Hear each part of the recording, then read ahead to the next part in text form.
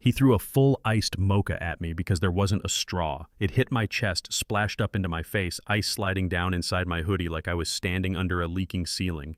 And when I told him calmly, "That's assault," he looked me dead in the eye and said, "People like you are lucky to even have a job serving me."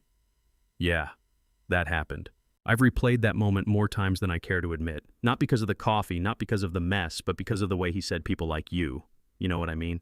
It wasn't about a straw, it was about what he thought I was worth. I had been delivering food in Millbrook Cove for almost 4 years by then. Small lakeside town, the kind where everybody waves at stop signs, even when they don't know you, where the high school football team still makes the front page. I wasn't born there, but I'd been there long enough that restaurant owners recognized my car before I walked in. "Marcus, you good?" They'd say, sliding orders across the counter. I had a 5-star rating, 0 complaints, and I took pride in that. It wasn't glamorous work, but it was honest, and I did it right. That night was nothing special. Sandwich combo fries, large iced mocha with extra whipped cream. I picked it up from Harbor Deli, checked the receipt, made sure the bag was sealed. Drivers don't pack the food, that's on the restaurant. But I still double-checked what I could. I drove 10 minutes across town to a quiet cul-de-sac lined with brick homes and trimmed hedges. The kind of neighborhood where porch lights glow soft yellow and nobody expects trouble. I walked up the steps, balanced the drink tray in one hand, knocked on the door. He opened it, already irritated. Daniel Anderson, regional manager at the local credit union.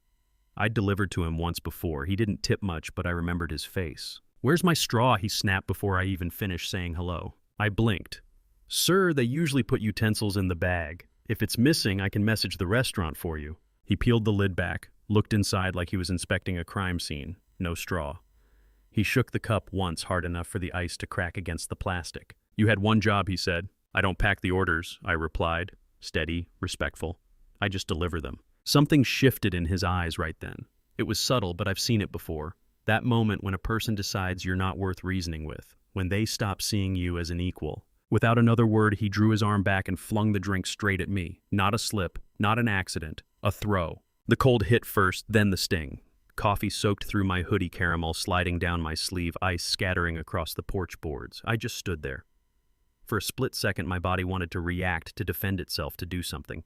But years of biting my tongue kicked in faster than instinct. I wiped my eyes and said, "You just assaulted me. That's battery." He actually laughed. "Don't talk to me about laws. Call whoever you want.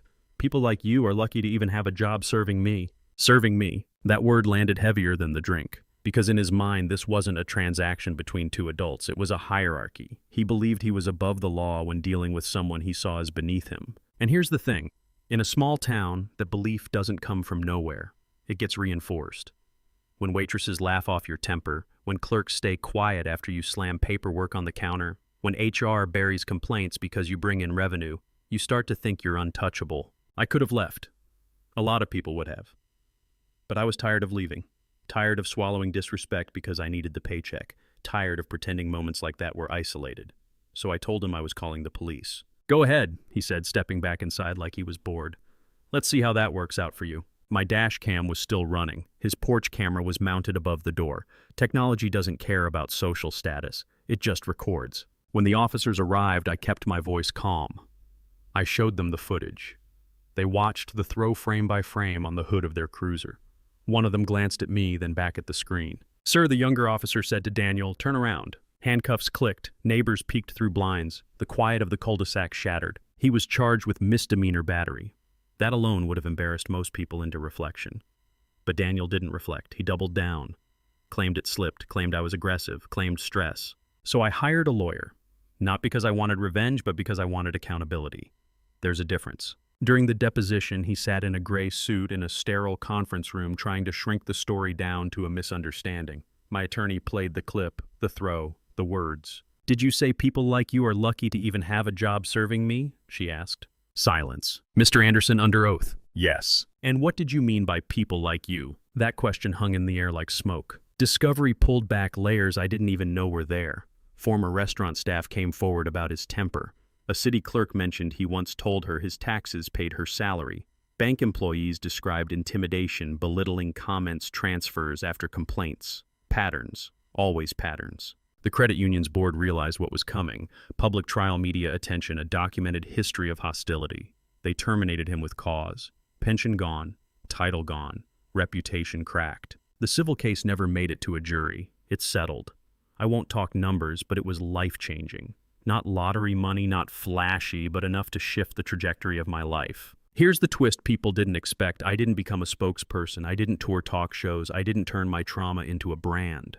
I took that settlement and invested it. Bought 3 delivery vans, then 5, then 10. Started my own logistics company. Signed contracts directly with local businesses. Hired drivers who'd experienced the same kind of disrespect I had.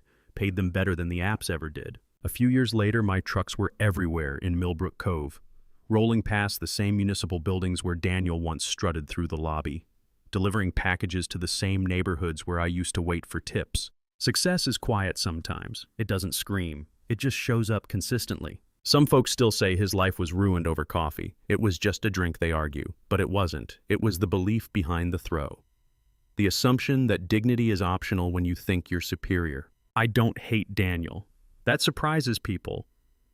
I don't wake up angry, I wake up focused. Because the real victory wasn't watching him fall. It was building something that can't be shaken by someone else's prejudice. Still, I think about that porch sometimes. About how easily that night could have gone differently. If there were no cameras, if I had reacted physically, if the officers had treated it like a customer service dispute instead of what it was, battery. Would justice have happened? That's the uncomfortable part. We like to believe the system works every time. It doesn't. That night it did. But how many don't get recorded? How many drivers go home soaked in humiliation and decide it's not worth the risk to speak up? So I'll leave you with this. Was the punishment fair? Too harsh? Not harsh enough? Do you think his behavior was a one-time lapse or the inevitable result of years without consequences? Have you ever witnessed something like that and stayed silent because it felt safer? Drop your thoughts in the comments. Share your story if you've got one, because conversations about dignity, bias, and accountability don't fix themselves. They only change when regular people decide that people like you isn't a category anymore. It's a mirror. And if you believe respect shouldn't depend on job title, skin color, or social status, stick around. Subscribe. Be part of the conversation. Because sometimes justice starts with one calm sentence on a quiet porch. That's battery.